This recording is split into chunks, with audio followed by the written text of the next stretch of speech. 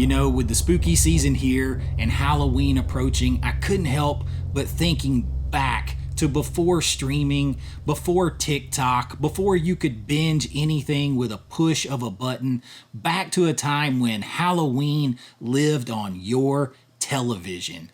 October meant special episodes of your favorite shows, spooky cartoons, and late night horror hosts that made the season feel like a nationwide party.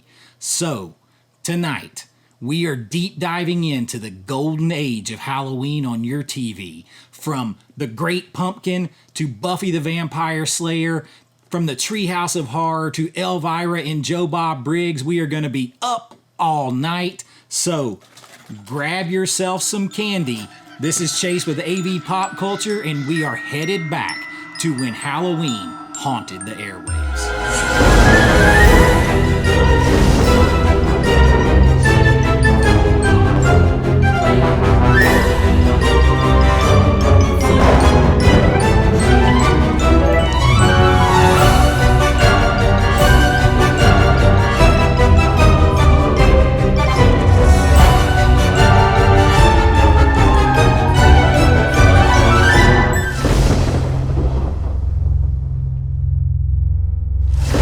So I've got my candy here, ready to go old school style, and let's get started back where it all started, and that is 1966 with It's the Great Pumpkin, Charlie Brown. Linus waits famously in his pumpkin patch for the mythical figure convinced that the great pumpkin will rise. This was spoofed a little bit later, by the way. Meanwhile, Charlie Brown gets nothing but rocks in his trick-or-treat bag, and Snoopy drifts into a bizarre World War I fantasy. Snoopy and the Red Baron. Love that song, Royal Guardsman. Melancholy, funny, oddly spiritual in a way. This special became the very first really television Halloween special that was appointment viewing. CBS actually almost cut the Snoopy flying ace sequence, thinking kids wouldn't get it, but today it is considered one of the most iconic animated moments of the era, and this kind of established us as having Halloween on our airwaves to share with everyone else to kick off every single spooky season. Now, while everybody kind of got on the act, really Halloween kicked into full gear in the 70s, really next level in the 80s and the 90s. Back in the 50s and 60s, Halloween was there, but it was more of a one-night kids' holiday.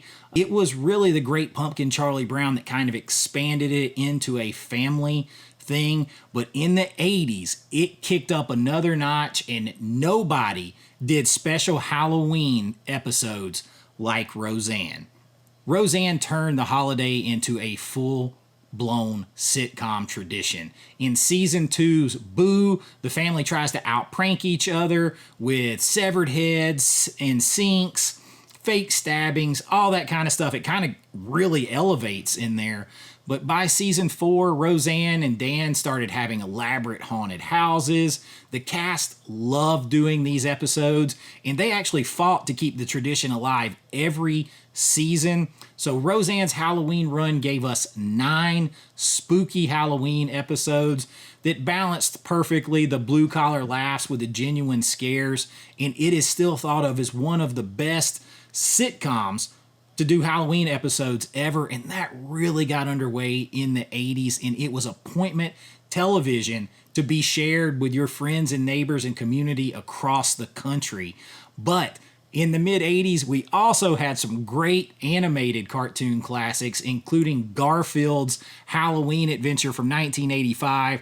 Now, don't let the lasagna fool you on this. In Garfield's Halloween Adventure, Garfield and Odie stumble into a haunted house filled with ghost pirates. And really, this episode has a lot of atmosphere. I'm very big on atmosphere. This one kind of really puts you into that Halloween vibe. The ghosts are creepy, all that kind of stuff. It is a brush with real sort of animated horror, and it was a lot of fun. I actually still have this on a VHS today, and I love it because it still has those old commercials with it, and that is a lot of fun. Cheers at the time was another big show. Even in 1986, they did an episode called Fairy Tales Can Come True, where you had everybody in the bar in costumes, all this kind of stuff. You've got Carla and Cliff, they're all dressed up. It wasn't really scary, but it made Halloween feel like an event, even in a Boston pub. And that's the thing with Halloween and the TV appointment viewing, it connects you wherever you were. And really in the 80s, that got into it big time. So, who's next to chill us with a scary story, huh? Well, I think I have a chilling tale. Yeah, but it's cute when you wiggle it. Before we officially kind of move into the 90s, now there's no way I can cover all the great episodes and stuff from the 80s, from the 70s, from the 90s. I'm just touching on some of the classics that I love, and I want to share that with you because this is a shared holiday. But before we do that, let's go and check to see if the Energizer Bunny still has the upper hand on Dracula, or if maybe we can grab a spooky McDonald's Happy Meal. You remember the plastic pails that were the height of luxury? Let's go check them out. In the laboratory of Dr. Frankenstein, something incredible was created. The great taste of pure milk chocolate and delicious peanut butter. Unfortunately, no one would listen. And so the world would have to wait for the two great tastes that taste great together in Reese's Peanut Butter Cups. All of us at 11 Alive want you to have a happy and safe Halloween.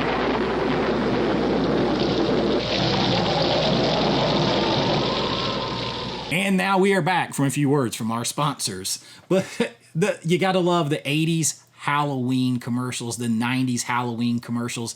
They all really pulled you into the season. You couldn't get away from it, and I love it. So we're going to have some commercial breaks, some fun ones throughout this whole video. But when we get into the 90s, one of my favorite shows of all time did a couple of great Halloween episodes. I am talking about Buffy the Vampire Slayer.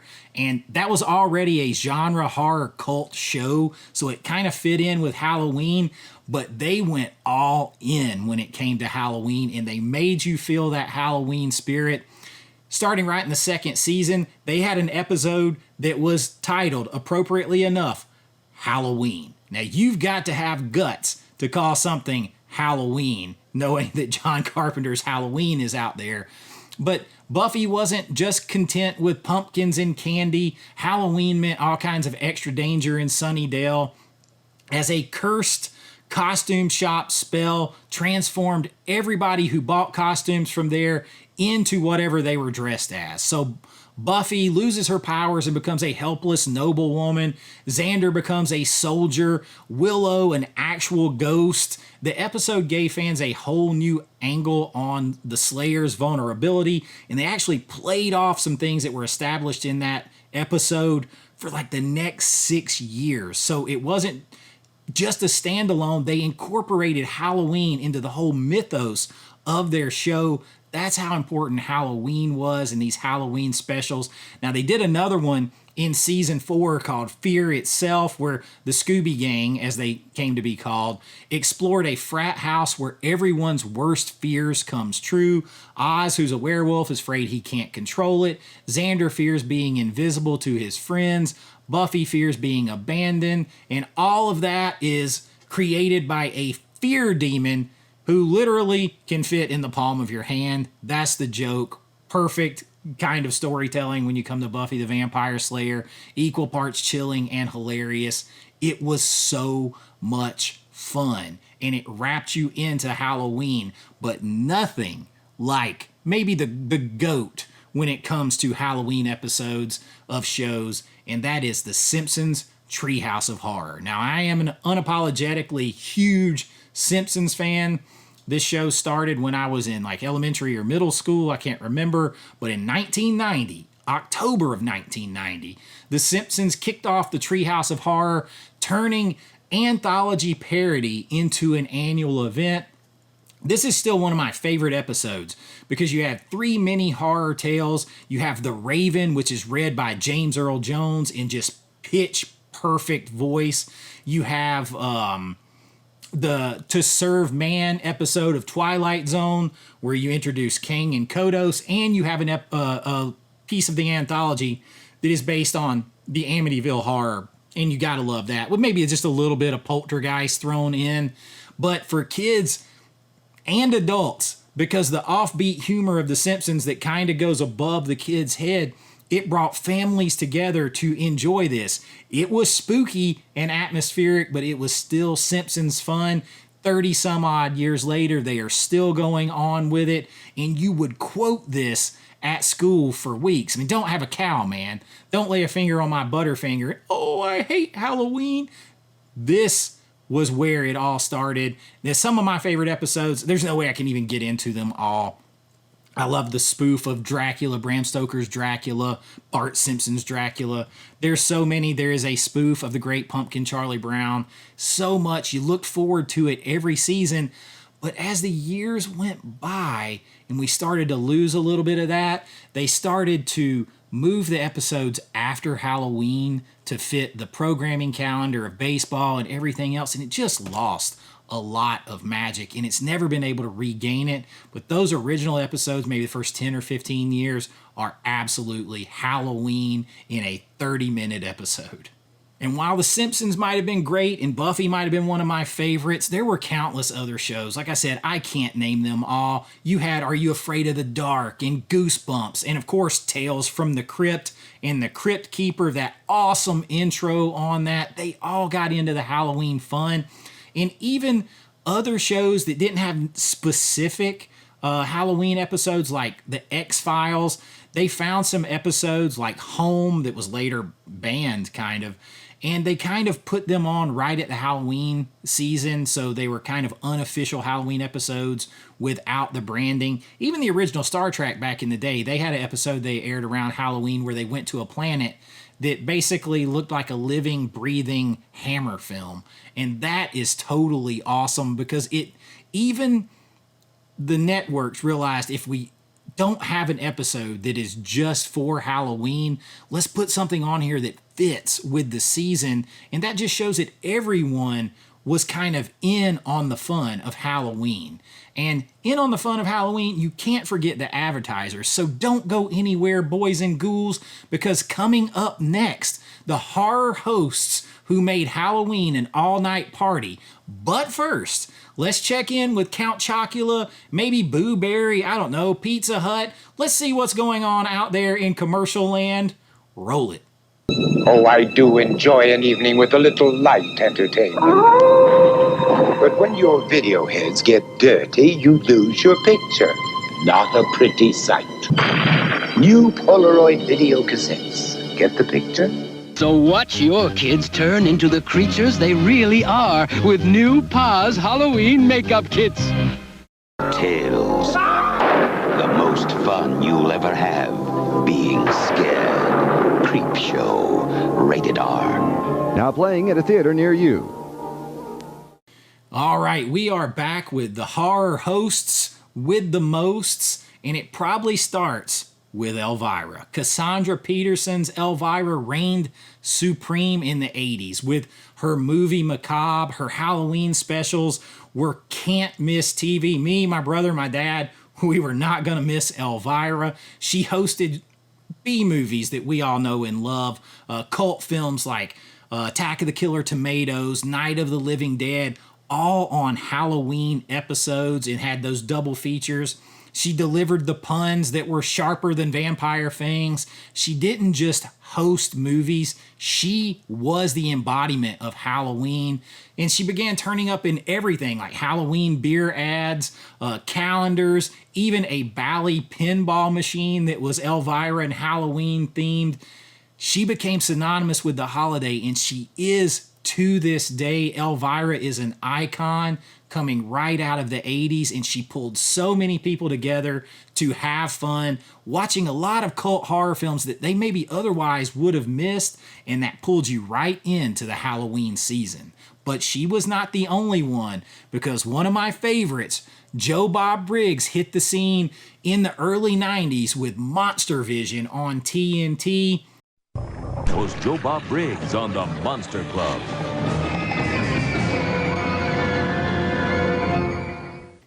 He brought in the drive-in totals, the Halloween marathons, and TNT's Monstervision was a hit for me. It was appointment television, and around the holidays, especially Halloween, they would not slack off on the ads with those specials.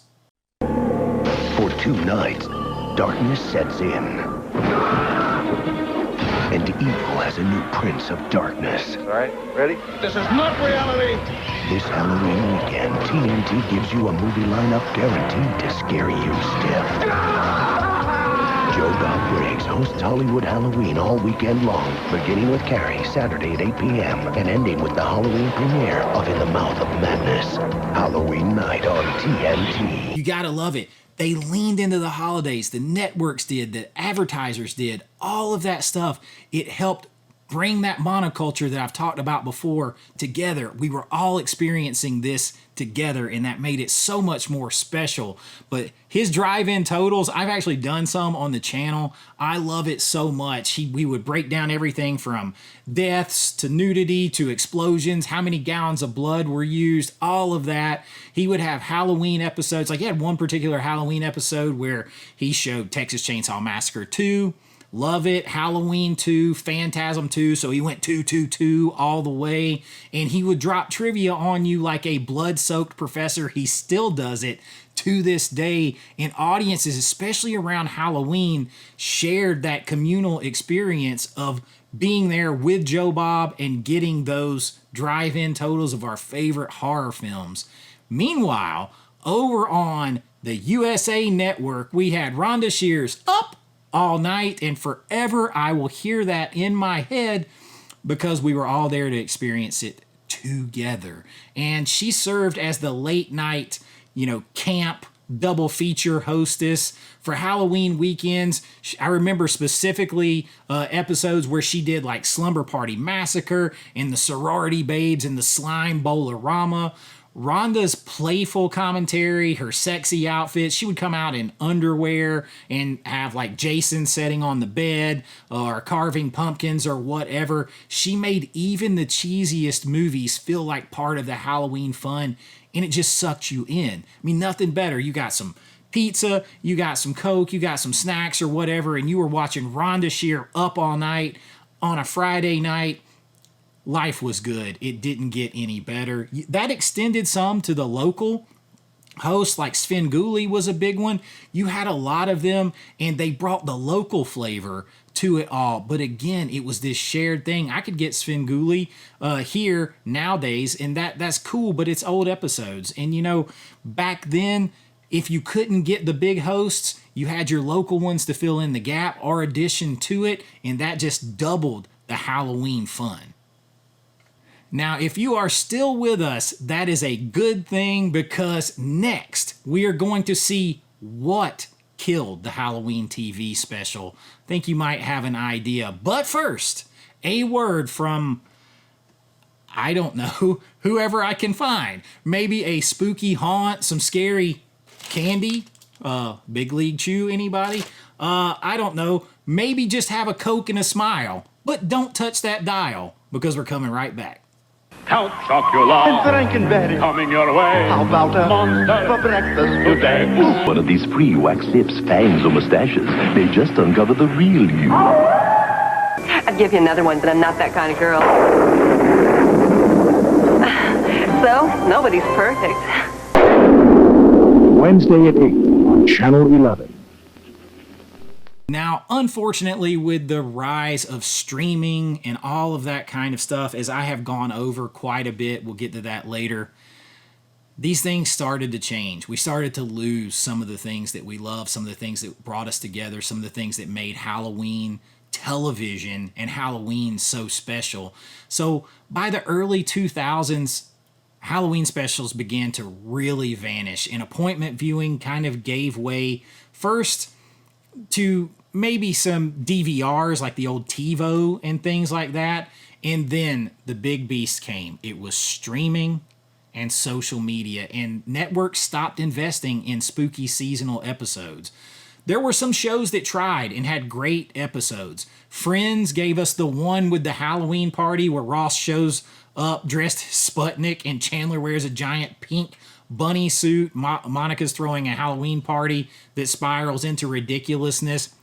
And then another one of my favorite shows of all time is Supernatural. And in season 4, which is early on, so I think it might have been 2008 for them, they did an episode actually called It's the Great Pumpkin, Sam Winchester, where Sam and Dean, because it's already a horror show, they discover a witch who's trying to summon the demon Samhain. Yes, I know some people want to say Samhain now. We live in America. It's Samhain. But with the high stakes that were tied to it and this whole apocalyptic storyline, they still had fun. There's those fun moments, those traditional Halloween moments in it, but they tied the Halloween episode and the Halloween season into their overall mythos of the show. And that kind of made the Halloween feel even more important. But these were kind of isolated. Gone were the days when every October meant countless sitcoms. I don't care if it was like Martin or Fresh Prince of the Bel-Air or later on Friends, Roseanne, Cheers, whatever. Everybody was doing Halloween episodes. There was even a Halloween episode of Quantum Leap, believe it or not, where Sam jumps into a horror novelist or something like that. But all of that just kind of started to fade away. The Simpsons Treehouse of Horror is still hanging on, but it's not what it used to be. It's no longer an event anymore. As I talked about in my other deep dive videos on how Halloween used to feel so different and how streaming ruined Halloween, people just stopped caring about appointment TV and the shared experience, and instead they opted for convenience and the ability to binge at their own pace, and sadly, nobody else was there to watch with them. And that is missing the whole point of all these programs, these TV specials, and of Halloween. But there is still some hope because they have legacy and there's some chance to revive it today. I'm not saying Halloween is dead. The flame is not out, at least not all the way. Joe Bob Briggs, my man, is still at it with The Last Drive-In on Shudder. His Halloween specials are still incorporating movies like the original Halloween from 1978 or Haunt, and they draw massive streaming audiences. Unfortunately, it's streaming, but they have found a way to build a community together where they do huge countdowns and people get in online, the whole mutant family. They're trying to bring that together, and that shows you that people still want that shared experience. They still want that appointment to be there together, to talk about it with each other after they watch it. The glow of the TV, the campy host, the sense of occasion and specialness, it is there. Halloween used to take over the airwaves. Today, it can still take over our hearts if we keep these rituals alive and fight to preserve them and bring them back.